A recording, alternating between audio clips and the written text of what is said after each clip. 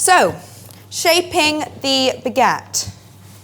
Away we go. So what you want is just a light dusting of flour on the top. You'll use your scraper to help you get it off the table like so. And that smooth side is now going to be facing down. We will then do a light degas. Okay, elongating the dough out. And now we're going to do a series of folds. So, first you're going to fold the top into the center here. So, I tuck under and I push down with this part of my hand, tucking and pushing to build tension. Next, I'm going to fold this side into the center. But what I'm going to do first is turn, because I like folding from the top, so then I push down into the center like so. So my seam is now in the middle.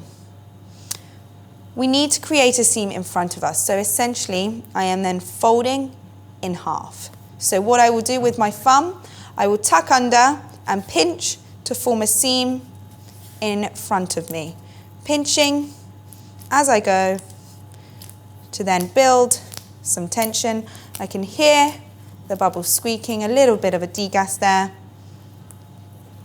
So now I have the seam in front of me sealed.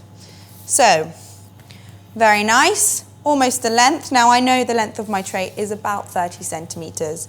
And this here of my scraper is 10. So I want it 3 lengths of the scraper thereabouts.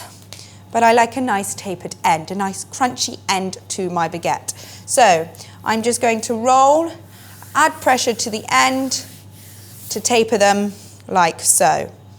And there we have it. Let's double check the length. 1, 2, 3, just over. When you come to pop it in your tray, what you're going to want to do is dust with some flour, like so. The first one will go on the end of the tray, so this acts as a little barrier. And that seam is going to be facing up, okay, like so. The seam is facing up because then when we flip it out, you're then going to flip it out to reveal that nice smooth surface back on the top. And then you're going to make a little barrier like so to then place your next baguette next to it. So we'll prepare it with some flour for when we've then shaped the second.